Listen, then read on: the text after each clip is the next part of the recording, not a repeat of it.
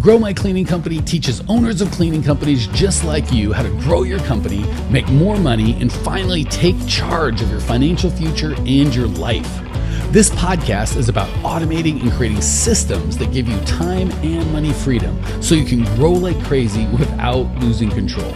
Since this is totally free, if you're getting tons of value, want to support us, and make sure that you get more of the good stuff, subscribe, rate, and review to this podcast today.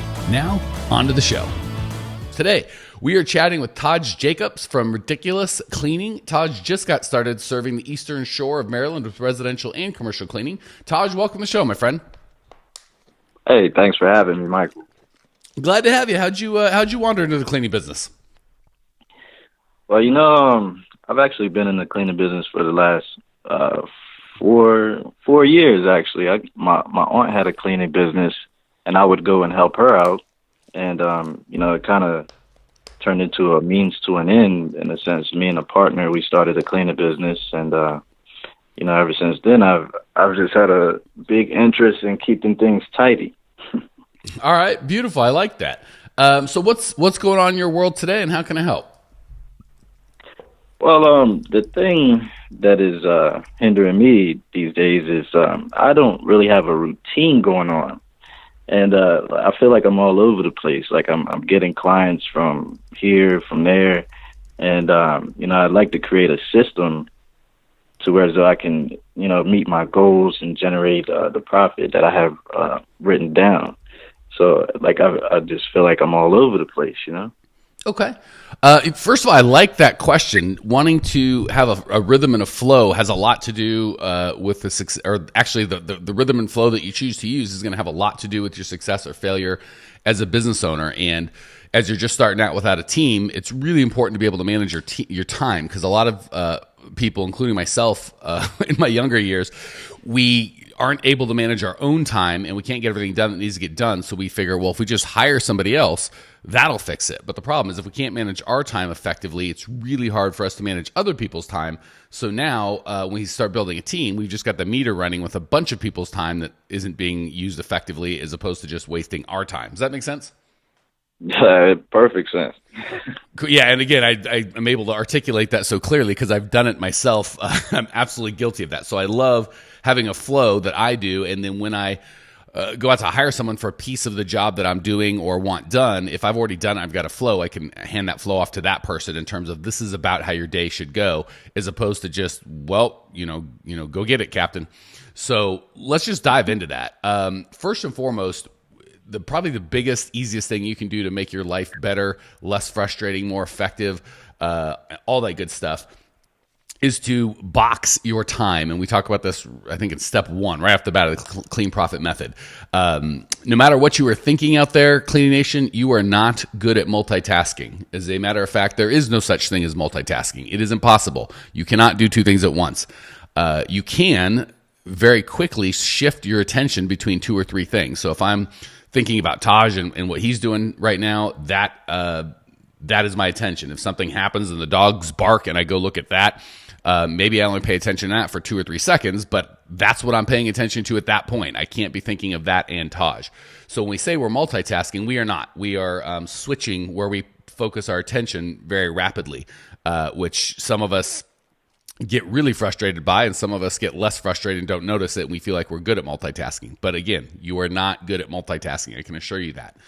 That said, just as difficult as it is to switch from doing one thing to another, when those things are different in scale, it's even more difficult. So if I'm having a high-level conversation with Taj about how to grow a business, and my wife comes in and says, "When do we got to pick up Christian today?" which is a very simple kind of, question answer kind of a thing, that takes me out of the space that I was in, right? If I'm coaching some kids at basketball, if I'm doing that and somebody gets hurt, that I'm changing from coaching and looking for skills and trying to improve to, crap, I'm not a medical person. How do I help this kid? So it's really important that not only do we not switch all the time what we're doing, but we kind of stay on the same thing. So when we box time, that's like we bunch all the things that are like together. So what I like to have is a time where I'm going to answer my phone calls, my emails, just all that repetitious, boring crap that needs to get done.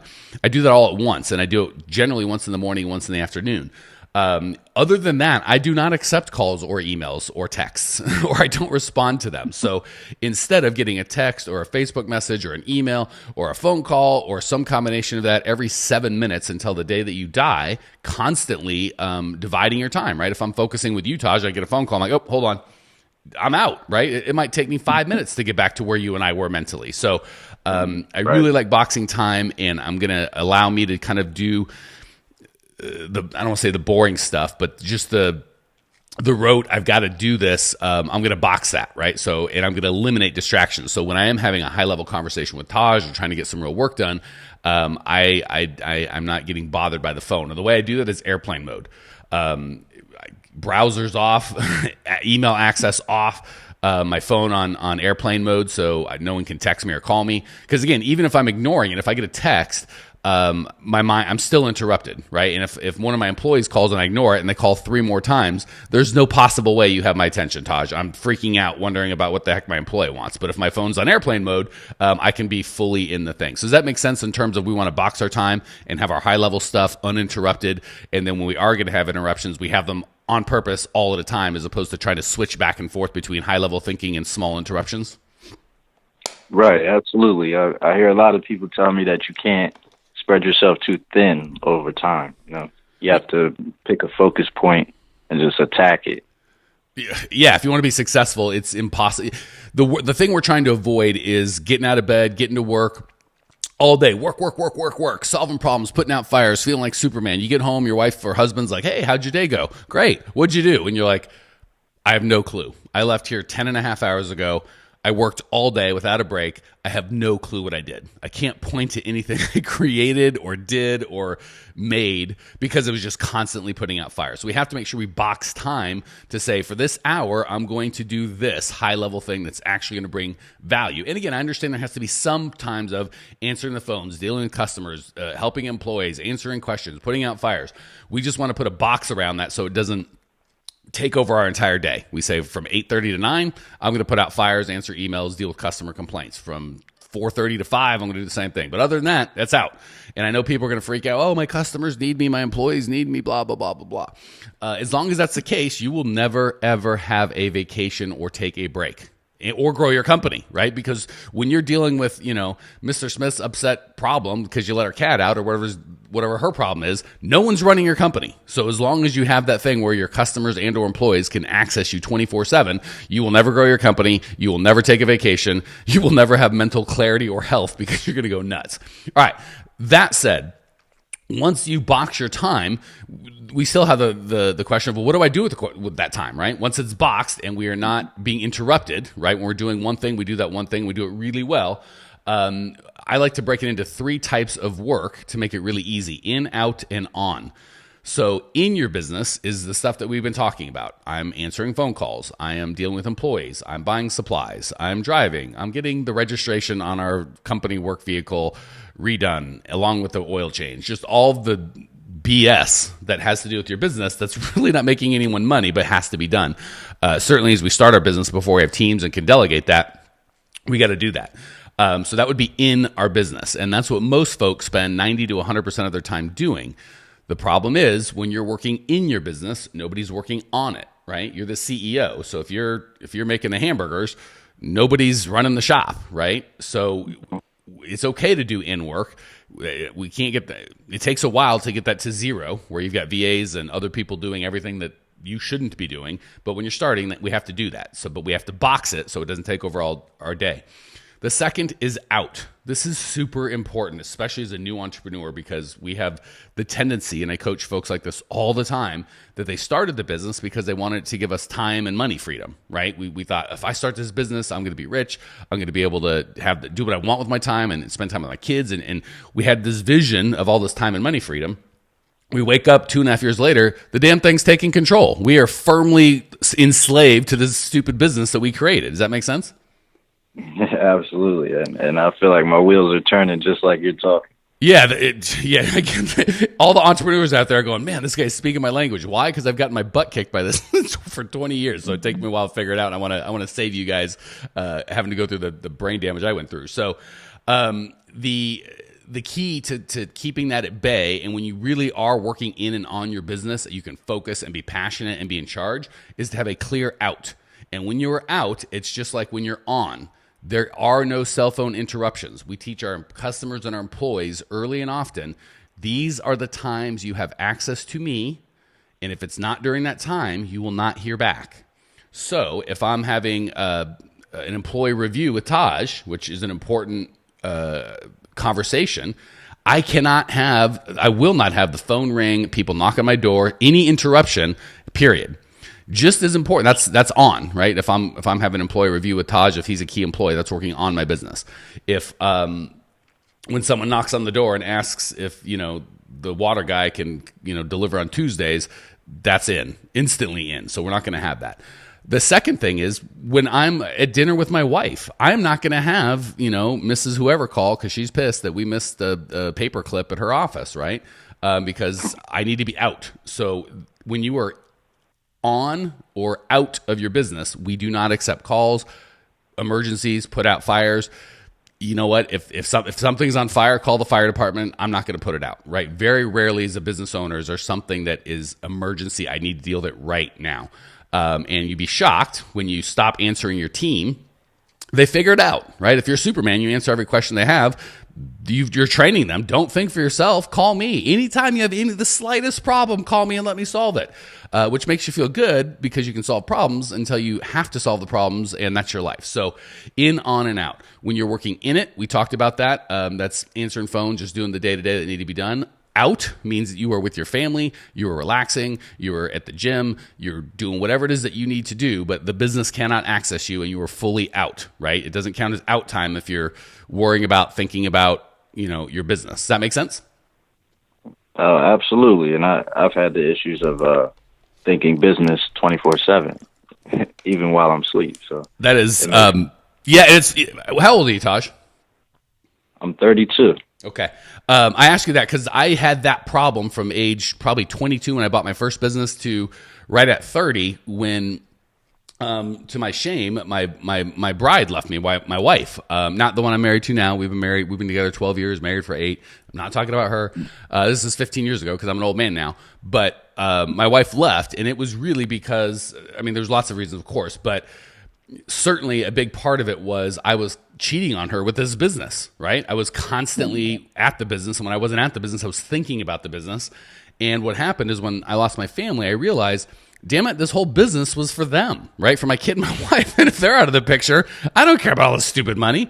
So I always tell folks, certainly young guys like you, Taj, please, please, please don't waste the next decade of your life being enslaved to your business. And it's funny, we think it's healthy and what's good for the business. The older I've gotten and the more successful people I've found, I realize it's not successful it's not even good for the business, right? Even if you're like, I don't care about my own personal health, anything for the business, which, hopefully you don't. But even if you feel that way, the guy running the company has got to be clear-headed. And if he's obsessed and has no family relationships or any relationships because all he does about this business, he can't effectively lead. Does that make sense? Absolutely. You broke that down perfectly.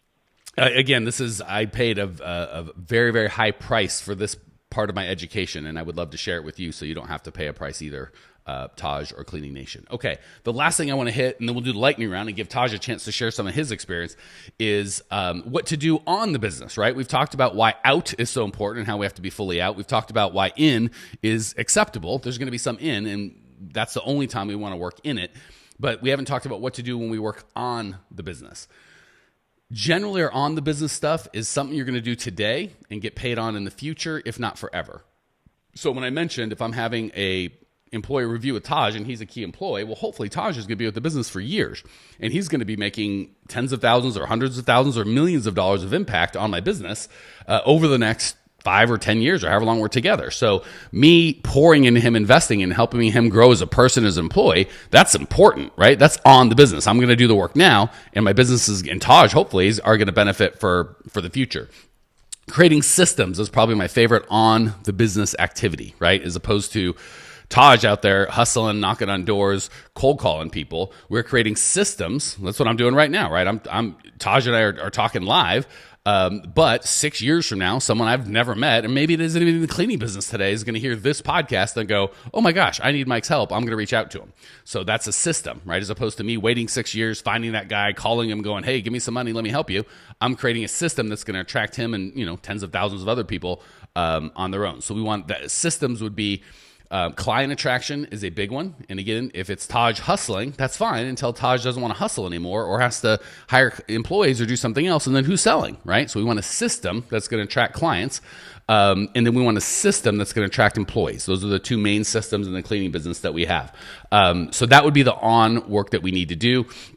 So the flow that you're going to do is going to be up to you, Taj, and up to you, Cleaning Nation. But the way, the kind of, I don't want to say the rules, but the guidelines I give you to be successful is ideally, and I know this is really tough, but if you could get 20 hours a week of on the business, real focused on the business work. And again, this is uninterrupted, right? You could have 50 hours where you're at the office and you got an interruption and this guy comes in and you're just kind of floating around and you've got a spreadsheet in front of you that you keep meaning to look at. That's not on the business. I'm talking about at a Starbucks, at your home office, if you can be truly uninterrupted, no phones, no internet, no nothing, really intentionally creating systems in your business.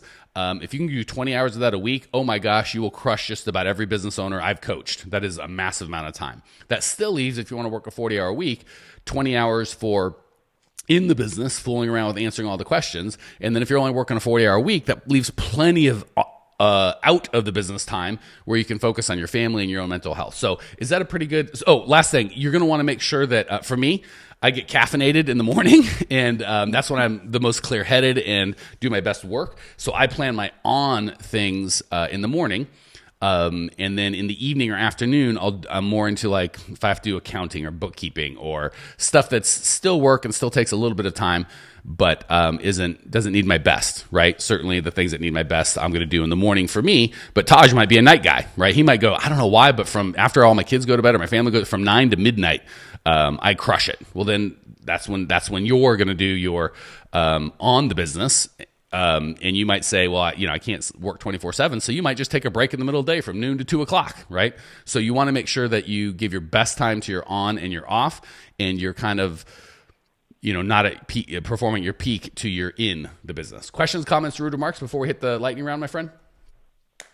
No, man, I just like how you delivered the automation. I think technology is pushing everything towards automation, and I think it's very important to create systems, man. It makes your life so much easier because right now we all have systems for everything, but typically when people come to me for help, their system is Taj does everything. That's my system. When something goes wrong, they call Taj. When a decision needs to be made, so it's not that we don't have systems. We just have systems that get the result that we don't want. So we want to create systems that Taj is on the beach and the company's making money while Taj is, looking lovingly at his, kids playing or whatever it is you want to do. All right, Cleaning Nation, we're going to hit the lightning round. This is brought to you by our coming up live event in just a couple months. I would love to hang out with you. We have so much fun at these things. If you were interested in going through the entire Clean Profit method together in 3 days in a big fancy mansion, all the information is at growmycleaningcompany.com/live. Go check it out now. Cannot wait to talk to you about it. Let's hit the lightning round. Taj, what's the best piece of advice you've ever received? Oh, man. I think I heard a guy named, what is his name, Lewis? I think his name is Lewis Pasteur. He was talking about, like, chance and opportunities, and he always talks about, I think he made a quote, it's called chance favors only the mind that is prepared. And I'm always trying to get prepared so that I can take the week and just work. Prepare Sunday, work through the week. That's my thing. That's a deep thought. I like that. I forget how you said it, but chance favors the people that are prepared. And I've absolutely found that, the people that work hard and really prepare seem to get real lucky. The people that are a little lazy and don't take responsibility for their own actions always feel that they're unlucky or, the world's against them. So I love that. Just being prepared because we don't know what's going to happen. Well said, Taj, or Mr. Pastor, or whoever said it. All right, Taj, what's the biggest mistake you've made in the cleaning business? I shared some of mine, and hopefully y'all got some value. What's one of yours, Taj, that we can get some value from? I think one of my biggest mistakes is, what is one of my biggest mistakes? One of my biggest mistakes is probably... Man, that's a good question. I would say not being open to new. No, you know what? I think one of my biggest mistakes is leaving money on the table and not trying to upsell. Because I have no problem getting clients. I have no problem finding new customers, but the real power that I'm understanding is in repeat business, and I've been leaving a lot of that on the table. I couldn't agree more. One of the big reasons I focus on owners of cleaning companies, and I think that's such a good niche, is there's a lot of built-in repeat business in terms of it's easy to just have a recurring cleaning deal. So I think that's great. All right, last question. What's your favorite book? I love getting Cleaning Nation to share our favorite books with each other so we can all kind of be on the cutting edge of what's new and good. Well, I've gotten really deep into the spiritual aspect of life, and I've been reading The Power of Now by Eckhart Tolle. Are you familiar? I am familiar. I've not read it, but I've heard 2 or 3 people I respect, including my new friend Taj, recommend it. So The Power of Now, Eckhart Tolle. Taj, thank you so much for joining us. Thank you for sharing your passion, your desire to grow. I appreciate you. I know Cleaning Nation appreciates you. Cleaning Nation, if you want to check out Taj's show notes page, links to everything we talked about, the special video I just made for you on how to transform your cleaning company, it's all complimentary, ready for you right now. GrowMyCleaningCompany.com. Check it out now. I will see you there. Thanks for tuning in to today's show. If you're fired up, ready to grow, and want to see if you have what it takes to work with us at Grow My Cleaning Company, here's what I want you to do right now. Go to growmycleaningcompany.com/talk. That's growmycleaningcompany.com/talk to book an appointment to speak with me personally. I'm going to jump on the phone with you to get you crystal clear on where you are now, where you want to be, and how to get you there. Don't walk around in the dark any longer. If you are serious about growing your cleaning company, it's time to finally get the systems in place that you need to grow. We've helped hundreds of owners of cleaning companies not only grow their business and their personal freedom, but give back to their community as well. If that's what you're looking for, head over to growmycleaningcompany.com/talk and book a time to talk with me personally. I can't wait to get to know you and your business.